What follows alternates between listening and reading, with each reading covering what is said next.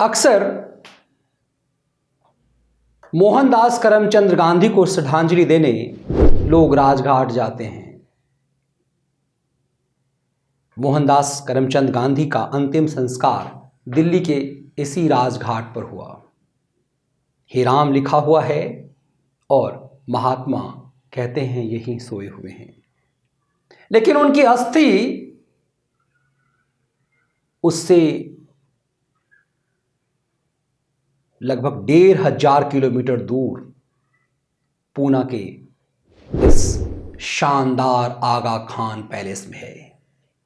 यही महात्मा की पत्नी कस्तूरबा गांधी की समाधि स्थल है।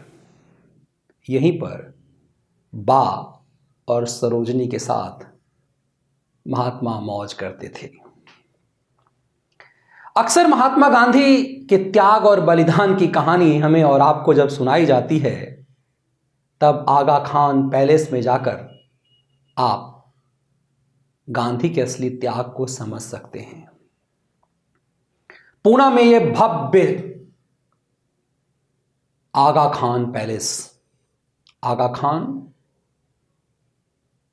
बाद में पाकिस्तान निर्माण में बड़ी भूमिका निभाने वाला आगा खान। आगा खान ने जो ये महल बनाया, उस महल में से कुछ ही दूर पर यरवदा जेल है, पुणे का यरवदा जेल। इस यरवदा जेल में आज़ादी के कई सेनानियों को रखा गया, कुछ दिन गांधी को भी रखा गया, लेकिन बाद में यहां से उठाकर इसी शानदार आगा खान पैलेस में, आगा खान पैलेस में हमें जाने का अवसर मिला तो हम तो चौंक गए इसकी भव्यता को देखकर। जरा ये देखिए, गांधी और कस्तूरबा के कमरों के बीच की दूरी। गांधी और कस्तूरबा गांधी यहीं पे रहते थे 42 से 44 तक। और इसके बगल वाले कमरे में मनमोहन देसाई रहते थे, जो गांधी जी के सेक्रेटरी बीच में, और गांधी के और मनमोहन देसाई सेक्रेटरी के बीच में बाद में सरोजनी नायडू, तो सरोजनी नायडू और गांधी के कमरे के बीच में उनके सेक्रेटरी रहते थे। और वो कोई नहीं, आगा खान पैलेस है और ये राजसी स्टाइल है पुणे का आगा खान पैलेस। ये देखिए सामने पूरा मुझे इस तरह का है, कितना भव्य है। कहने के लिए कस्तूरबा भी यहाँ कुछ दिन रही, लेकिन असली रहस्य गांधी और सरोजनी नायडू के कमरों के बीच का है। कहते हैं गांधी को कईयों से प्रेम हुआ, उसमें सबसे अहम सरोजनी नायडू थी। वैसे सरोजनी की बेटी से नेहरू इश्क लड़ाते थे, और इश्क के ये लड़ैया भारत के आज़ादी के कर्णधार थे, एक बापू और एक चाचा। उधर सरोजनी की बेटी से नेहरू मौज लेते थे कहते हैं, और इधर सरोजनी संग गांधी का। गांधी और सरोजनी के इस कमरे के बीच की भी एक कमरा है, उसमें कौन रहता था जरा देखिए। गांधी और कस्तूरबा गांधी यहीं पे रहते थे 42 से 44 तक। और इसके बगल वाले कमरे में मनमोहन देसाई रहते थे, जो गांधी जी के सेक्रेटरी बीच में, और गांधी के और मनमोहन देसाई सेक्रेटरी के बीच में बाद में सरोजनी नायडू, तो सरोजनी नायडू और गांधी के कमरे के बीच में उनके सेक्रेटरी रहते थे। और वो कोई नहीं, आगा खान पैलेस है और ये राजसी स्टाइल है पुणे का आगा खान पैलेस। ये देखिए सामने पूरा मुझे इस तरह का है, कितना भव्य है। 19 एकड़ में फैला ये शानदार पैलेस गांधी के मौज की गवाह है।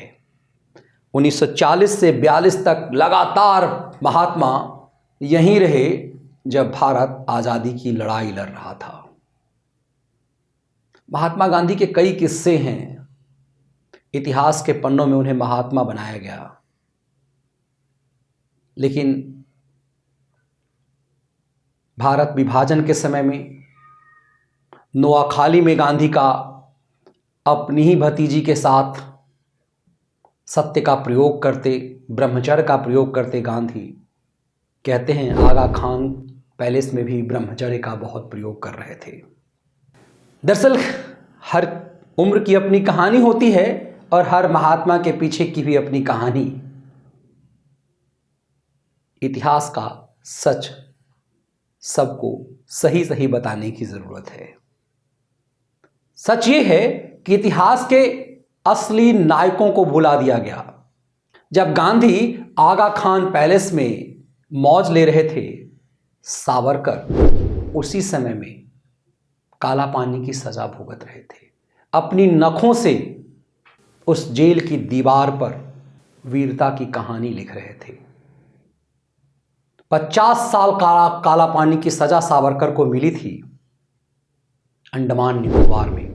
10 साल की सजा काटने के बाद उन्हें वापस महाराष्ट्र आने का अवसर मिला। कहते हैं कि सावरकर ने माफीनामा लिखा, लेकिन उस माफीनामा के सच को भी समझने की जरूरत है।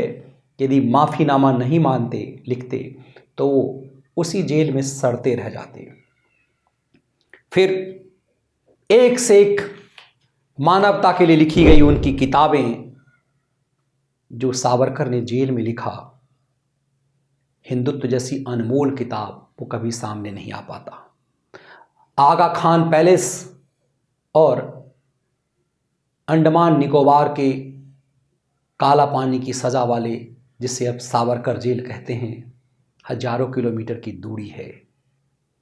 उतनी ही दूरी गांधी और सावरकर के सोच में है, उतनी ही दूरी उनके किरदार में है, और उतनी ही दूरी गांधी को नायक और सावरकर को खलनायक बना देने की साजिश में है।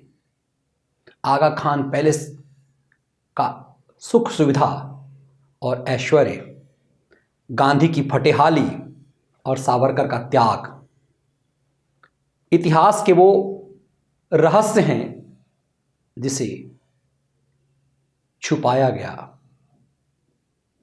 भारत के साथ। वह भी एक षड्यंत्र है। ये वीडियो विश्लेषण कैसा लगा, इसके कंटेंट आपको पसंद आए तो वीडियो को लाइक और शेयर जरूर कीजिएगा। बहुत बहुत धन्यवाद। वंदे मातरम। जय हिंद। गांधी और कस्तूरबा गांधी यहीं पे रहते थे 42 से 44 तक। और इसके बगल वाले कमरे में मनमोहन देसाई रहते थे, जो गांधी जी के सेक्रेटरी बीच में, और गांधी के और मनमोहन देसाई सेक्रेटरी के बीच में की बाद में सरोजनी नायडू। तो सरोजनी नायडू और गांधी के कमरे के बीच में उनके सेक्रेटरी रहते थे, और वो कोई नहीं। आगा खान पैलेस है और ये राजसी स्टाइल है पुणे का आगा खान पैलेस। जो देखिए सामने पूरा विजय किस तरह का है, कितना भव्य है। देखिए कृष्ण जो है यहाँ महात्मा गांधी और सरोजनी नायडू 1942 से 1944 तक पूरे देश में।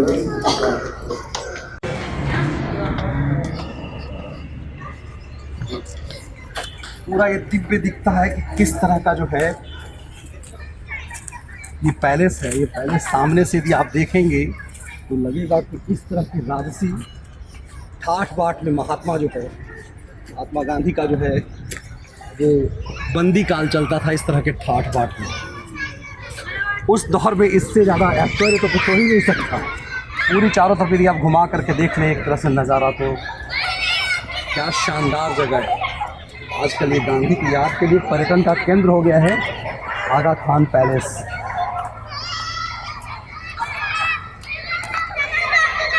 और कभी कभी इसीलिए लोगों की जिज्ञासा हो जाती है कि सावरकर किस रूप में रहे, गांधी और नेहरू किस रूप में उनकी सज़ा हुई, उनका जेल किस रूप में हुआ। ये गांधी जी का जो है जेल का मुख्य समय इसी जगह बीता हुआ है आगा खान पैलेस में। कभी सुनते थे, आज देखने को अवसर मिला तो लगा कि इसे अलग ढंग से इसे समझने की ज़रूरत है कि क्यों फिर सावरकर की पीड़ा को, सावरकर के देशभक्ति को, कि उन्हें खलनायक बना करके पेश किया गया, उनके इस कष्ट को, उनकी पीड़ा को, और आज़ादी की इस लड़ाई में सावरकर को क्यों अपमानित किया गया। इस भव्यता को देख करके कई बार बड़ी पीड़ा होती है।